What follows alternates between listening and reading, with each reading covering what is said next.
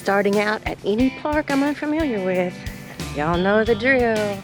We always find the visitor center, the park museum, the park office, something to kind of give us an idea of what we're doing here.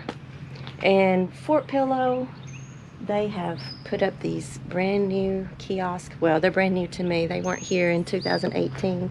They look very, very new. Have all kinds of information about the park, what the history that went on here at the park. And down here is the park museum. It is at the very back of the park. Well, as far back as the road goes anyway. So once you turn onto the road to get to Fort Pillow State Park, you just drive all the way back to the end. There was a lot of Civil War history here, so I want to show you some of the better highlights of what's going on here at the park, or at least tell you about it.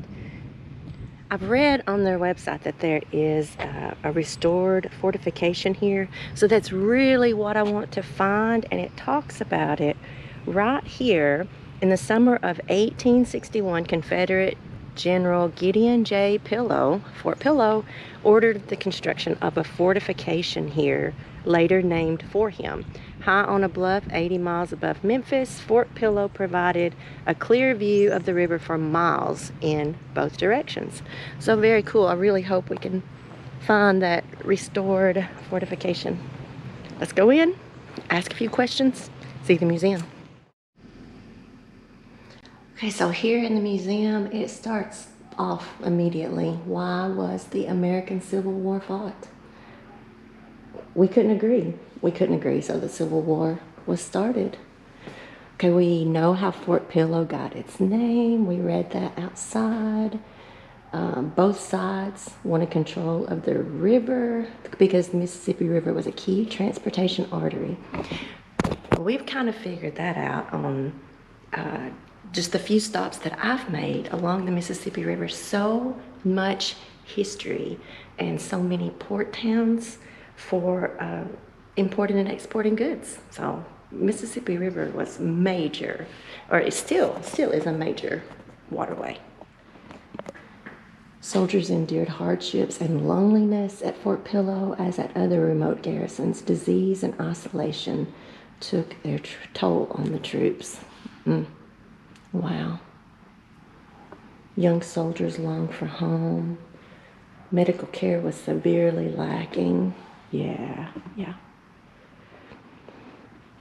All right, building the fort, they needed a strategic location situated on bluffs high above the Mississippi.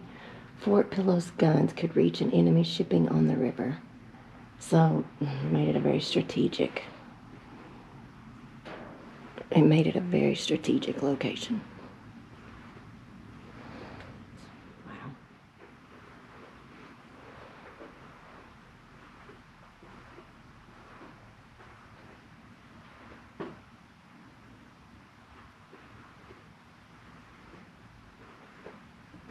Oh, here are some more artifacts discovered around the Fort Pillow. There is a restored fortification up here on the bluffs. That is the trail we are going to hike. I think it'll be pretty neat to see the bluffs up above the Mississippi River. And as we read in there, Fort Pillow was situated so that they could use the cannons and hit the boats down on the waterway. Wow. All right, let's go see this restored fortification. Starting here at the parking lot of the museum, let's make our way to the fort.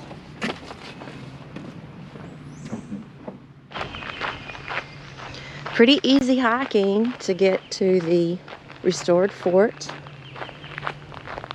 I came down off of the little path out of the woods, and it put me on this, probably like a little maintenance road, but we're still seeing our yellow blaze, so let's get onto the fort. Fort Pillow has awesome signage. I don't think Restored Fortification and Museum. I don't think we can get lost here at all, at least not on this trail. They have great blazes and signs. You come down a little flight of steps here and out to a road. All right, so we're going left. I guess we're gonna be on the road for a minute.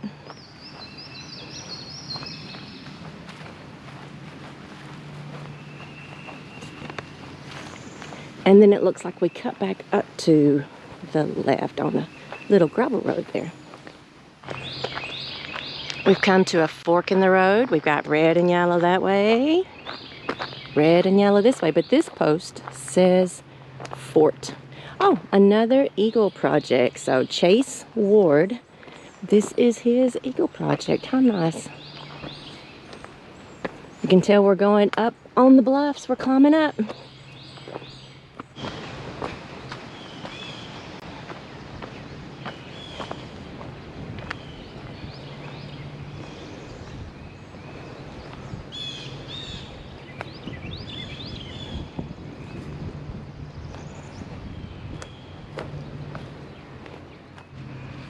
We have made it. The restored fortification.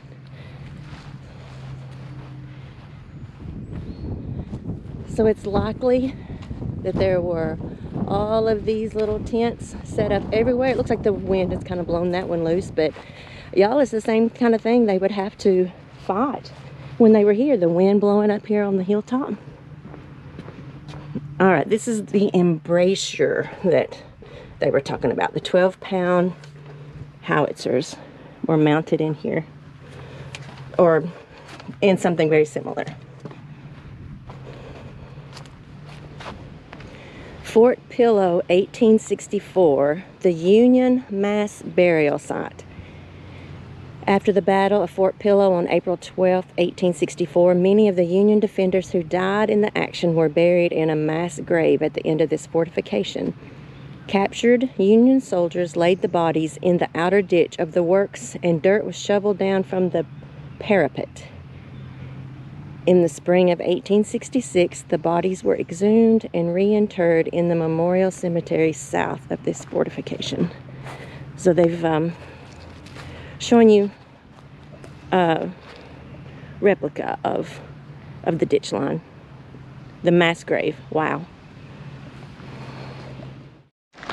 I don't think I showed you at the beginning of the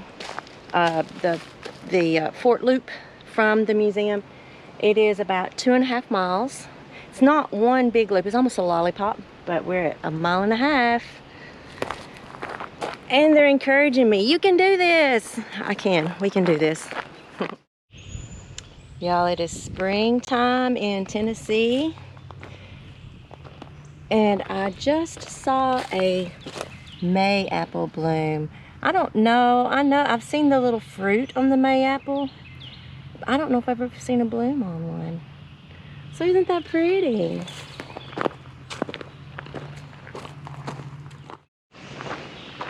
And here we are, back to the split. I went up that direction, and you come out here. Nice little loop. Oh my goodness. My little friend here, I didn't see him. I was looking ahead instead of down at my feet, and I stepped right over the top of him. Oh, he's not happy. He's flattening his head out. Oh, look at his little tongue. There are 20 miles of hiking trails here at Fort Pillow State Park, and this was just a small little 2.5 mile segment. But I feel like it was one of the more interesting, one of the more informative. I could be wrong. There's one called Chickasaw Bluffs Trail. And then there's another one that it goes out to a cemetery.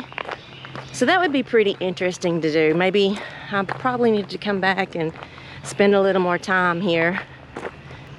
But just as every day that I've been out exploring, we have other things to see today. Fort Pillow has a nice little day use picnic area, playground.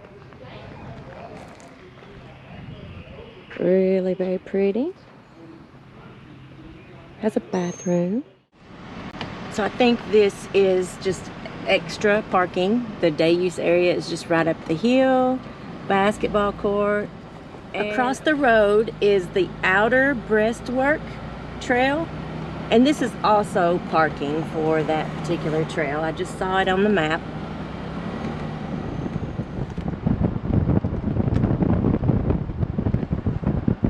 Outer breastworks built by Confederates, 1861.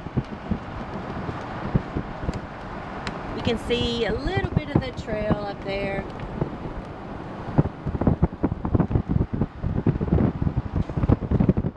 And here is Fort Pillow Lake. It is right off of the main road going through the park. They offer canoe, kayak rentals, paddleboard, and pedal boat rentals at the park office. So you have to drive that direction to the park office / museum and get your rental, pay for your rental there. I've seen lots of people fishing here. The first time we were here was several fishing. There's 2 or 3 here today. You can bring your own kayak or canoe and put on the water. Sure is pretty.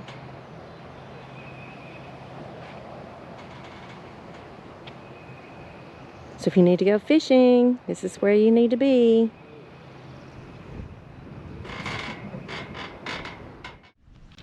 I'm gonna wrap up the Fort Pillow State Park video here at the Butterfly Garden coming into the park.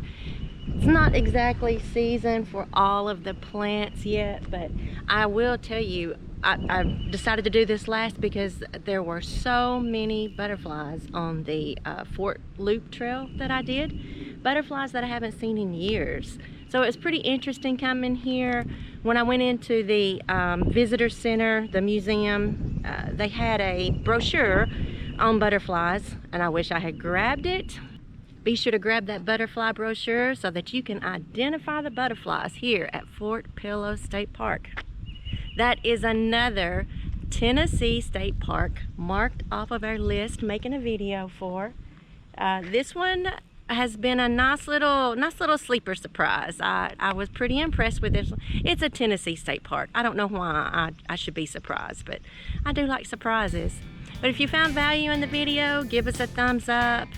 If you have a comment or question, leave it below.